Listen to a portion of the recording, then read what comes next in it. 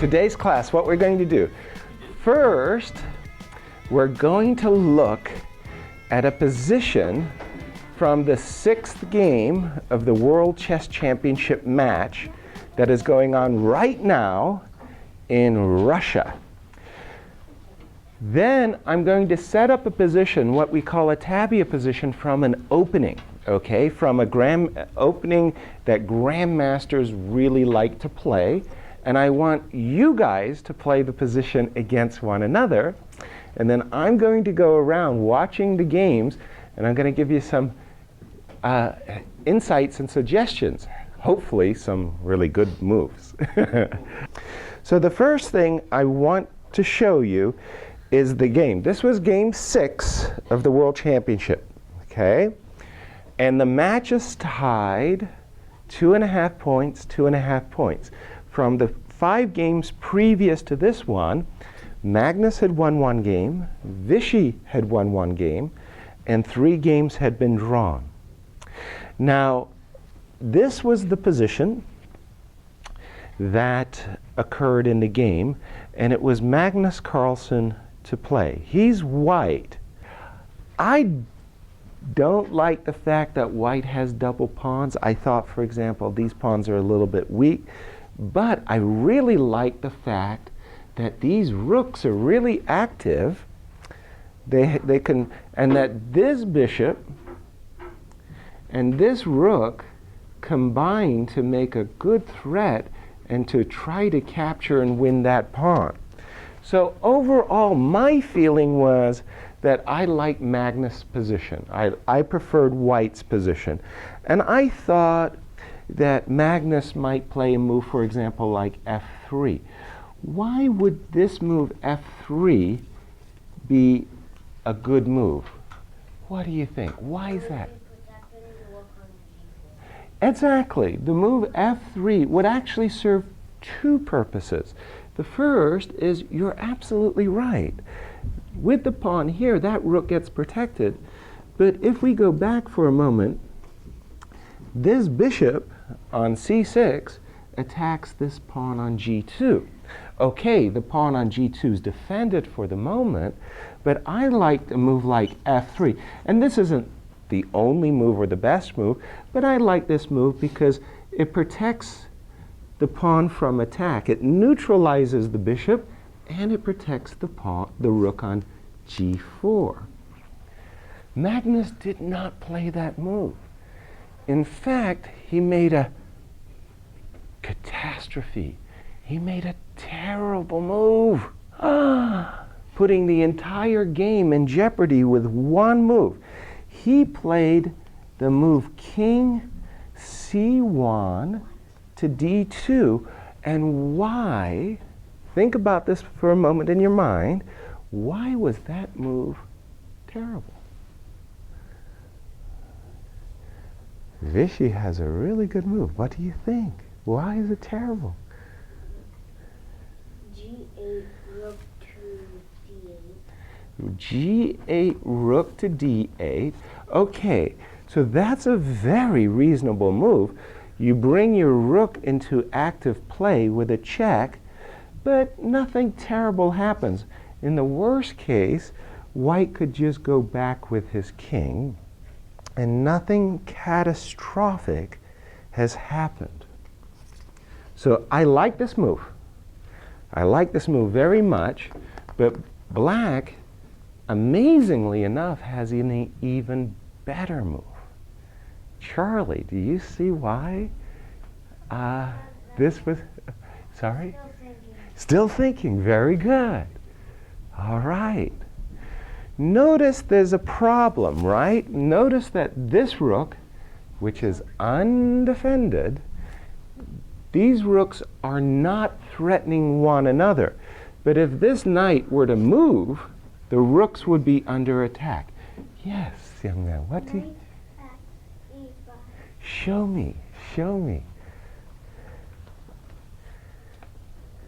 Knight takes e5. Wait a minute. Can black really do that? Okay, let's see what's going on after knight takes e5. Notice that the rooks are now, What is in a fork? the rook is in a fork, the knight is attacking the rook, this rook is attacking this rook. But check this out. Did you see that this rook is attacking this knight? Did you see that? Yeah. So, but if white takes this knight, we lose a rook. Black would take the rook. And at the end of this trade, black has done very well. He's given up a knight, but won an exchange and a pawn. So that would be very, very good for black. So rook takes e5 is a terrible move. White should play rook takes g8. Now, he's a rook up. What do you think? Which game is this?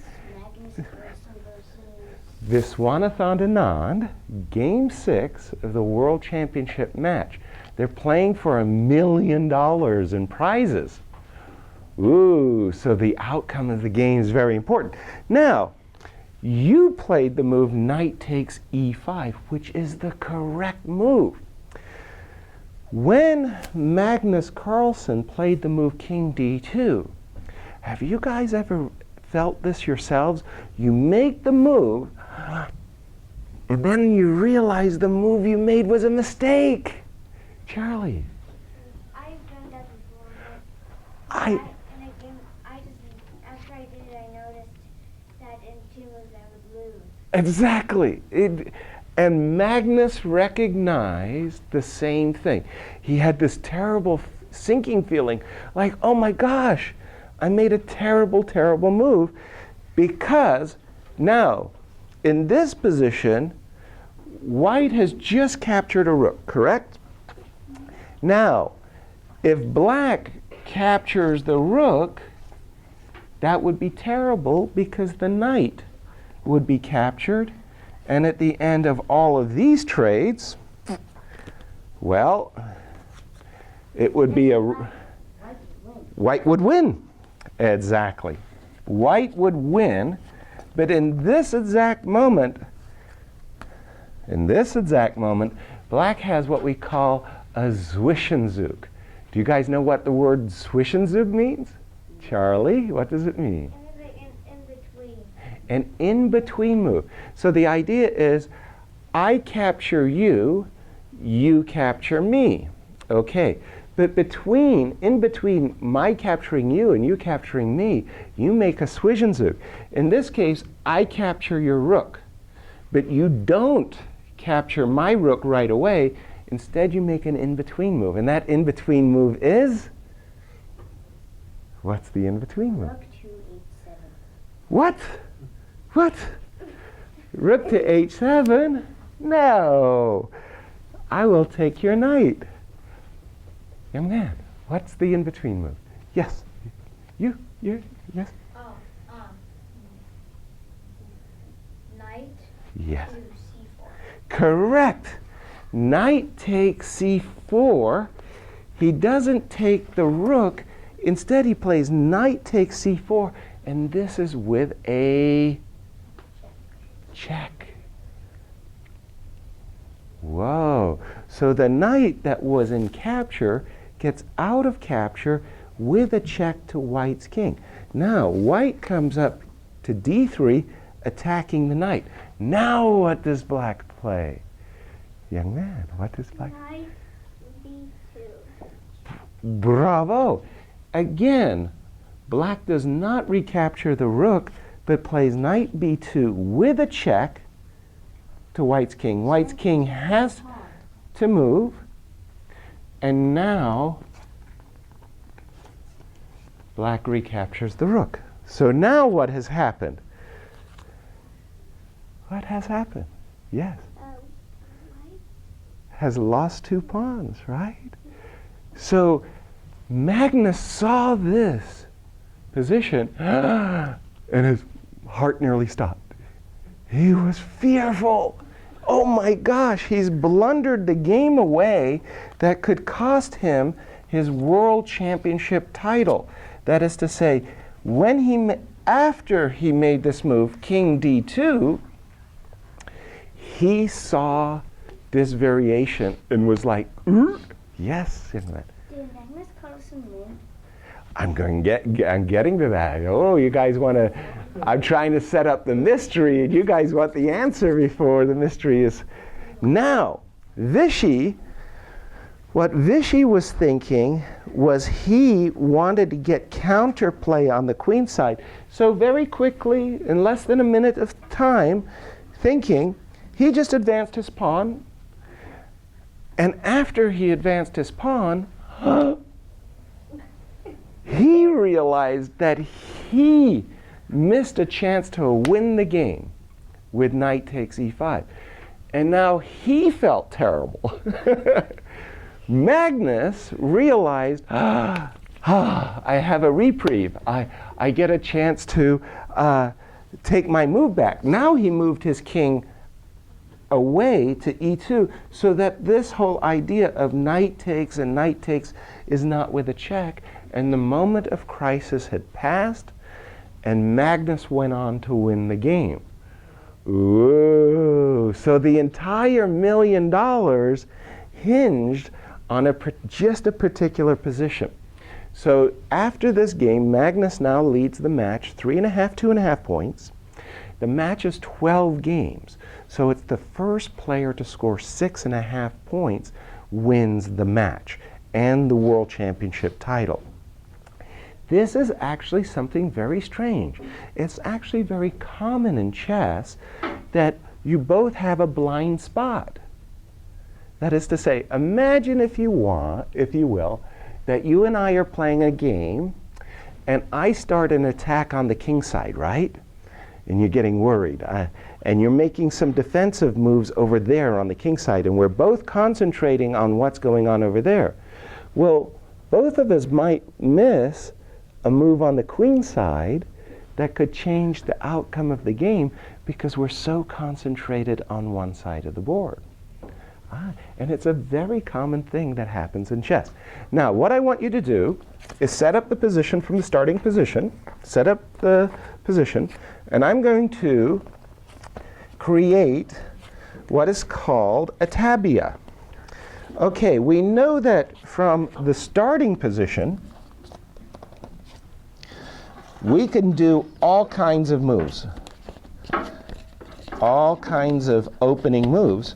But I know when I was starting playing chess, I had a real difficulty in the opening. I messed up all the time. Okay? I messed up all the time in the opening. So I want you guys to play games against each other from a position that grandmasters play. Okay? So that you get a kind of a, you'll get a chance to play like a grandmaster. Our first starting position is going to come from an opening called the Sicilian Dragon. Ooh, I know the Sicilian. You like the Sicilian? Yeah. You like the Sicilian? How many of you played the Dragon? Have you played the Dragons? Wow, so you'll probably be the best in the class if you're familiar with the Sicilian Dragon. Okay, so on the boards in front of you, the opening move, e2, e4. White advances the pawn in front of his king, 2 squares. The pawn in front of his king. White does it. You got the black side. Yeah, white does it. Okay. Okay. e4. Black responds with the Sicilian defense, c7, c5. Okay? Has everybody got c7, c5? This is called the Sicilian defense. White develops his knight, his king's knight, from g1 to f3. So knight to f3. Okay? So far so good, everybody? If you have any trouble, raise your hands. I'll help you out. Black plays the move d7, d6, opening up the diagonal of his bishop. Okay? These are top grandmaster moves. These are some of the most popular moves in chess openings amongst the best in the world.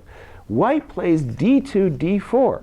Notice there's a tension with these pawns now. Black captures the pawn. c5 takes d4, and this position is become known as the open Sicilian. White recaptures the pawn on d4 with his knight. Okay, so this is what is called the open Sicilian. Black plays knight f6, attacking this pawn on e4. White plays knight c3, defending the pawn on e4. And now we stop and think for a moment. From the perspective of black, he's kind of happy. This bishop is doing good things. He's happy about his knight.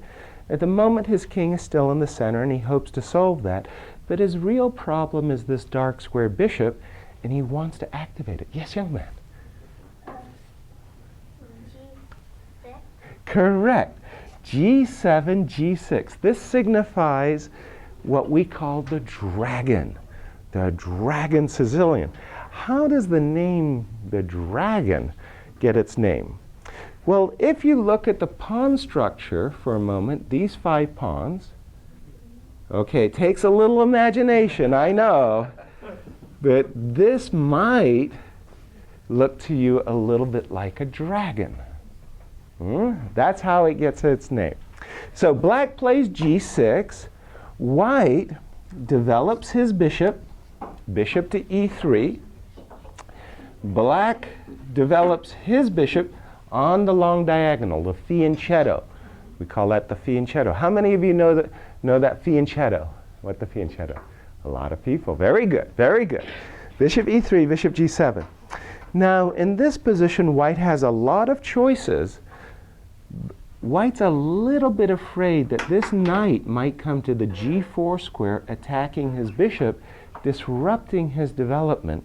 So white's most popular choice is to play f3, stopping the knight from going to g4. Black does something very important in the opening. He moves his king to safety by castling. Okay? That's a safe castle. White plays queen to d2, developing his queen. Everything's so good so far. Very good. Black develops his knight. Knight to c6. White develops his bishop. Bishop to c4. Black develops his bishop. Bishop to d7. And white does something very clever. He castles and brings his king into what he hopes will be safety. Now that kings are on opposite sides of the board, it means that black wants to attack white's king over here, and white wants to attack black's king over there. Okay, we're going to play the moves rook c8, bishop b, knight to e5. So these are all the most popular moves in the opening of the Sicilian Dragon, h4. So this is where we're going to stop, and I want you guys to find a partner, somebody that you can play against that's equally good. I don't want lopsided matches, okay? And play this position. I'm going to come around and look at your games and make suggestions.